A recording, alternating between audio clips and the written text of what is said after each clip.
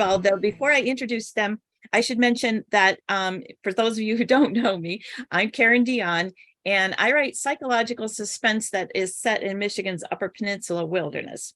My two big breakout books, my breakout book was called The Marsh King's Daughter, and it's been translated into 27 languages and was a bestseller in several other countries, and is soon to be a major motion picture. It should be releasing sometime this year. The movie's done, starring Daisy Ridley and Ben Mendelsohn. So I'm super excited about that.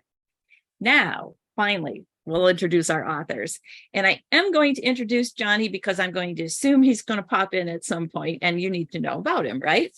So Johnny Compton is a San Antonio-based author whose short stories have appeared in several publications, including Pseudopod, Strange Horizons, and the No Sleep podcast. He said his fascination with frightening fiction started when his kindergarten teacher played a record of the classic ghost story, The Golden Arm, for her class. Can you imagine? And so that's kind of fun. His debut novel, The Spite House, just published in February. And it was a most anticipated book from Gizmodo, Book Riot, and Goodreads. Publishers Weekly gave it a starred review. His work centers on the family, but his chilling debut is horror with heart that puts a refreshingly modern spin on the haunted horse story. I said haunted horse. Cut haunted house. Good thing he wasn't here to hear it, right? I butchered that. All right, Julie. Hi, Julie. Julie Carrick Dalton is the Boston-based author of The Last Beekeeper and Waiting for the Night Song, which was named a most anticipated 2021 novel by CNN, Newsweek, USA Today, Parade, and others. She has written for various publications, the Chicago Review of Books, Newsweek, the Boston Globe, Electric Literature, LitHub, and others. The Last Beekeeper, this is her new book. I know you already held it up, but you can show it again. It published March 7th. So what's that? Just like 2 weeks ago, right? It's a near future dystopian novel about the tenuous relationship between a beekeeper and his daughter as the world's pollinator population collapses. It's perfect for fans of Station 11 and Once There Were Wolves. And Pamela Klinger-Horn, who's a bookseller well known in the community, says, Last Beekeeper set my mind buzzing and my heart rending as I tore through the pages to find a flight of hope. I thought that was a lovely, lovely quote. So thank you, Julie, for being here tonight. And she normally lives in Boston, but she's dialing in from the Dominican Republic tonight. So yeah. And it's getting dark already, isn't it? Yeah, the sun's setting earlier here. Yep, that's the way it goes. All right, nice to have you, Julie. We have Zoje Stage. Her debut novel, Baby Teeth, was a USA Today and international bestseller. It was nominated for so many awards and named one of the best books of the year by Forbes magazine, Library Journal, Pop Sugar, Barnes & Noble, BookBub. Her follow-up, Wonderland, was also, well received, a star reviewed from Booklist. Zoje lives in Pittsburgh with her cats, and she says when she isn't writing, reading, or streaming documentaries, she can be found in her mini dance studio, tap dancing. So that's something maybe to ask about in the breakout room. Perhaps you have that in common with her too. So Zoje's new book is called Mothered, and it published March 1. It's just fresh off the press, hot off the press. And it explores a woman's nightmarish spiral while being quarantined with her mother. It sounds so interesting. And Booklist gave it a starred review and said that each of Stage's books explores the dark side of family bonds, all in their own extraordinary way. This one lays bare the true horror inherent in fables and folklore, and what Pandora lets out of her box seems negligible compared to what Grace unleashes. Sounds like quite a wild ride. And thank you, Zoje, for coming tonight. Thank you. And lastly, we have Stacy Willingham. She is a New York Times, USA Today, and internationally best-selling author of A Flicker in the Dark and All the Dangerous Things. A Flicker in the Dark was amazingly well received. And I have to add, it was just nominated for a Thriller Award for Best First Novel. That's impressive. Thank you. Yes, congratulations. In our industry, there's, the Edgars and there's the Thriller Awards. Those are the top awards. So yeah, that's very awesome that happened for you. And a little background. So she earned her BA in magazine journalism from the University of Georgia and MFA in writing from the Savannah College of Art and Design. Before turning to fiction, she was a copywriter and brand strategist for various marketing agencies. Her books are being translated in over 30 languages. So A Flicker in the Dark was an instant New York Times bestseller. How do you follow that up? Well, you have a book called All the Dangerous Things. Yep, which came out, oh, yes, there it is, January 10. So Yes. Again, a very new book. And the South Florida Sun Sentinel said, I liked this quote because I suspect Aline Cogdill wrote it, and she often comes to backroom events. She may well be here tonight, and I didn't see her yet. She wrote, terrific. Willingham's strong affinity for characters and her superior plotting elevate all the dangerous things and seals her place as a talented novelist. So very, very nice. So thank you, all of you, for coming tonight. We're so excited to do this. And so at this point, to help the audience get a chance to know you a little bit, we're going to ask you, some of the hardest questions in the world. We say this game is 20 questions, but it's really closer to 12 because we would be here all night if we went through 20. But we do have, official backroom cards with questions on the other side.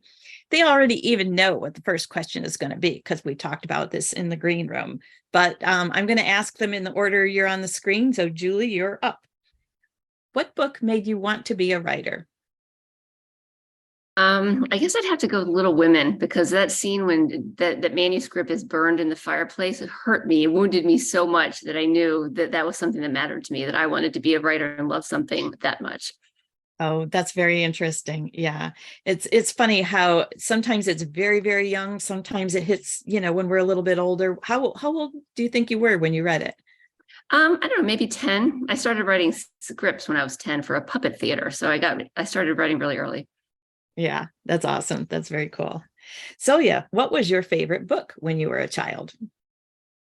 Oh my goodness. Maybe the Narnia series. I loved those books. I also loved all of the Laura Ingalls Wilde books. Yeah. Okay, I'm going to choose all of those. Okay. Basically every book you read, right? Yeah. And Stacy, again, reaching back to childhood, what was the title of the first thing you ever wrote? Oh, the very first thing I ever wrote. I can't even remember the title because like Julie, I started writing very young, but I do remember the plot. It was a screenplay that I wrote when I was 8 years old, and it was my take on the Blair Witch Project, so, which had just recently come out. It was sometime in the mid '90s. So yeah, that was the very first thing I ever wrote, was my version of the Blair Witch Project, which my sister and I then proceeded to act out in the woods behind our home. And that VHS tape is in my parents' attic somewhere. That's very cool. I love that, for all of us, the writing bug hits early, or evidence of it does, and I think we all had relatively permissive parents, because I know my parents let me read anything that was on the bookshelves, and I was Mine reading too. Inappropriate for child stuff, but it didn't seem to hurt me too badly, right? Yeah. All right. Second round. Julie, what's one thing you always wanted to try, but you've been too scared to do? Oh, wow. I'm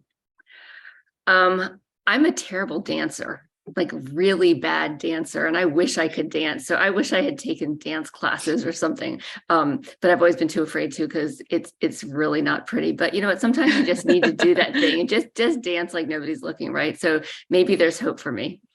Yeah. Yeah. Or dance when nobody's looking. Yeah. That would be better for everybody, actually.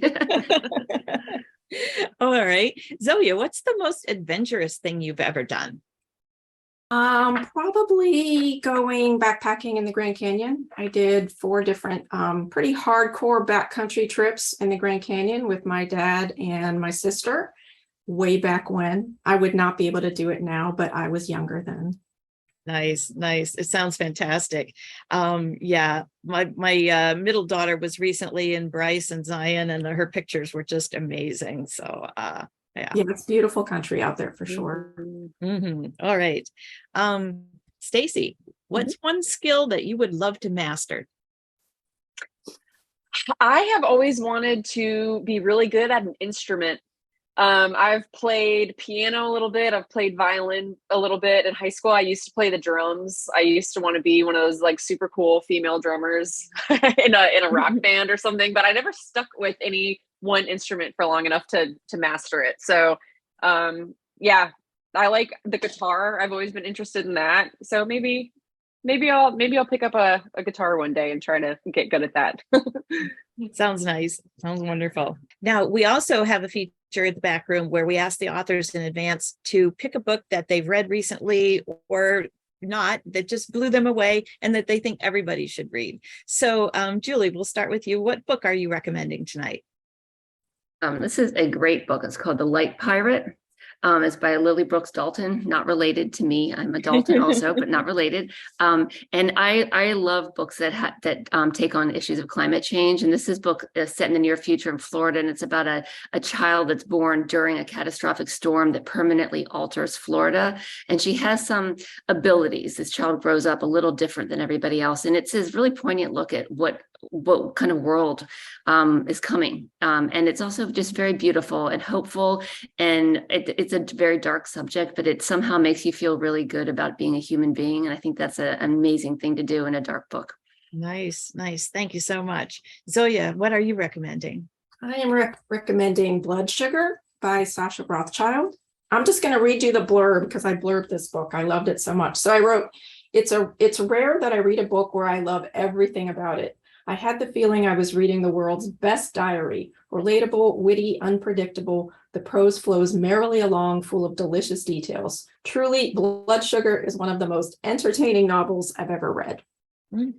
Cool, cool. And Sharon Person in the chat agrees with you. She says Blood Sugar was excellent. And Pam Gardo loved The Light Pirates. So yeah, these are nice books. Thank you. How about you, Stacy? What book are you recommending? Yeah. Well, first of all, I've heard of both of those books, and they're both on my TBR. I've heard incredible things about them, but I'm recommending The Lost Kings by Tyrell Johnson. I also blurbed this book. So this is my well-loved ARC that I'm holding up here. I probably read it 8 months ago, and it's the go-to book that I recommend every time someone asks me to recommend something. And in short, it's about a little girl, a 12-year-old girl who wakes up in the middle of the night to find her father walking into her bedroom, and his hands are covered in blood. And then the next morning she wakes up again and finds that he is gone, and so is her twin brother, her best friend. And she never finds them. So she wakes up, or she grows up, years pass, and she doesn't know where they went. She doesn't know if they're alive, if they're not. And it's so wonderfully written. It's beautifully written. And excuse me, I read it on a single flight, probably in about 3 hours when I was on the plane, because I just couldn't put it down. So if you like very descriptive, psychological, slow burn suspense stories with just very human characters, it's there's a good twist in there, but it's character driven. It's one of those books that I wish I wrote it. I'm just super jealous because it's so good. From an author, that's the highest compliment, isn't it? Yeah. Wasn't that fun? We hope you enjoyed this taste of what a backroom event is like. The best part comes immediately after, when the audience is divided into 4 breakout rooms and the authors visit each room in turn. We'd love to show you what a breakout session is like, because these relaxed face-to-face conversations between authors and readers are the hallmark of our backroom events. But breakout sessions are never recorded. What's said in the backroom stays in the backroom.